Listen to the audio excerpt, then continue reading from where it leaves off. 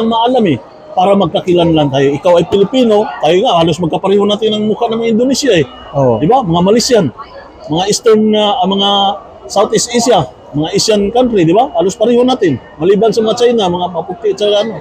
So, kaya pala, ginawa ni Allah na magkaiba tayo para magkakilanlan tayo. Na ikaw ay Pilipino, ikaw ay Amerikano, ikaw ay Malaysian, Indonesian, yun ang purpose. Bakit hindi tayo nagkapareho ng mukha ni Adan na pinakaama natin? In short, tayo ay magkakapatid.